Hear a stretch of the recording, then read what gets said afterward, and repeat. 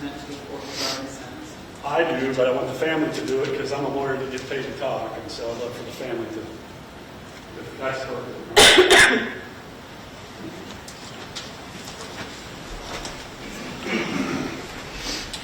Sir, if you would tell us your name for the record. Good afternoon, Your Good Honor. afternoon. My name is Jesse Martin. I'm You the said father of Jesse? Natalie Martin. You said Jesse. Jesse, yes, If you ma'am. could spell that for the court. Jesse. And you, sir, you may proceed.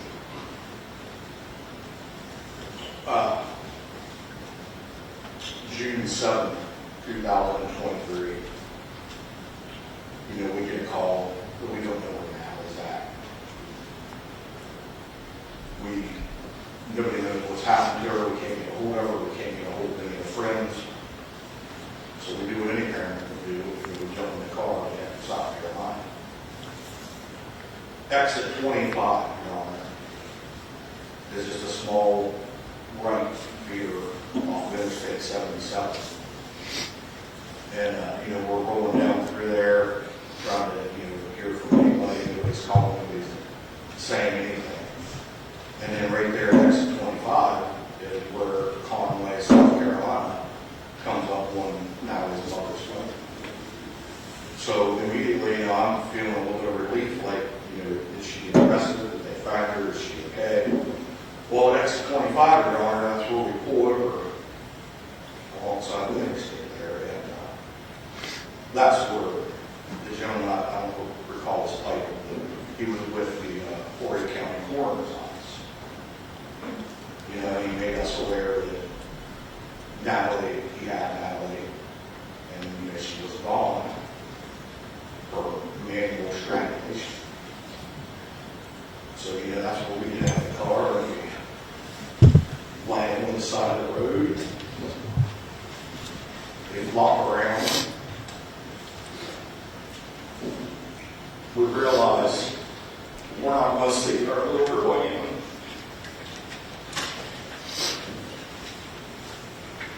Right there along the side of the road.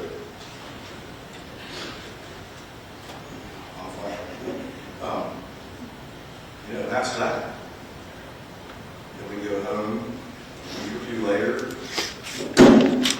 The judge slammed to the gavel and he says, for the price of a used SUV, your daughter's murderer can go home the next 635 days.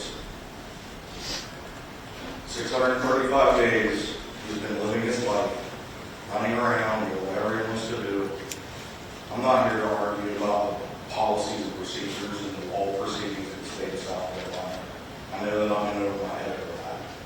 But, the reason he was granted bond by Judge Cooper is because he wasn't violent. I think my daughter would make it different of whether he was violent. 635 days. That's 2 Father's Days. That's 2 Thanksgivings. That's 2 Christmases. It's an Easter. And a particularly painful Mother's Day. 635 days of every day me waking up and deciding whether is this the day that I don't care about the judicial system? Is this the day that I don't care about consequences anymore? Because it doesn't feel like anybody else does. 635 days of that is impacting your honor. It's impacting on your own mental health, your own state of mind, trying to go to work every day, trying to live your life, trying to be happy about simple things, while your daughter's murderer is eating his mother's food at home, laying his head on his pillow. And it's like, you try to mitigate, try to cross out the negative with the positive, if you will. And, in my mind, I got a slideshow, if you will, that I play of just time with my daughter.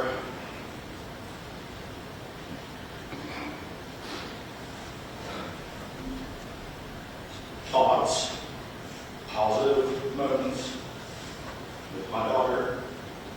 And I say slideshow because it's like it flashes in front of your eyes, You got this moment, and that moment, and that moment.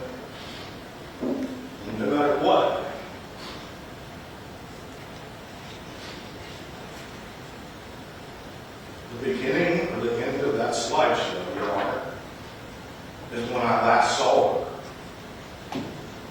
that was in her coffin.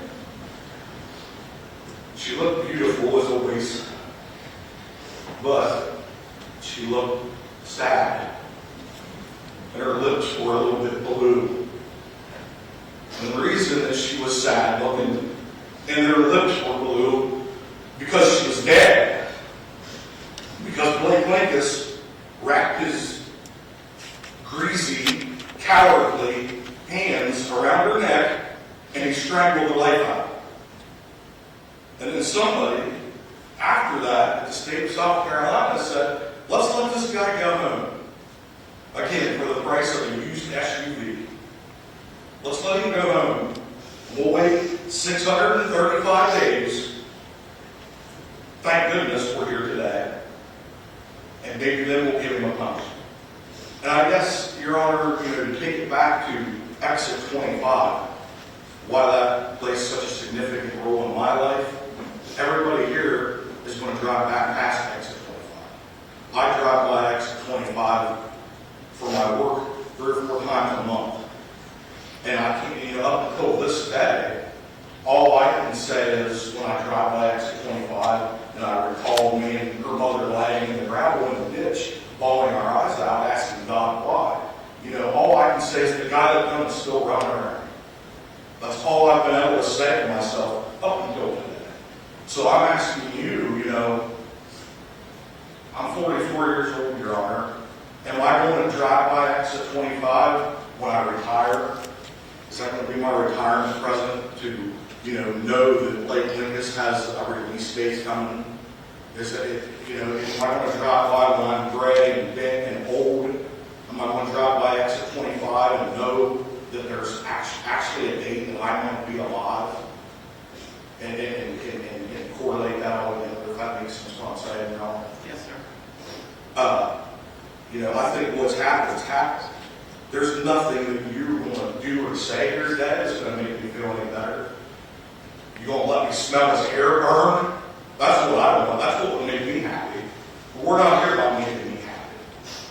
You asked this gentleman what he recommended. I don't want you to ask him what he recommends.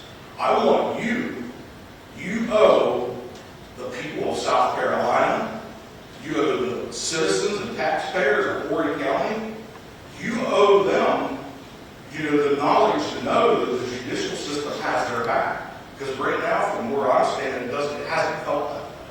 You need to be setting an example, sending a message to criminals, to law-abiding citizens and criminals alike, that we're going to do what's right.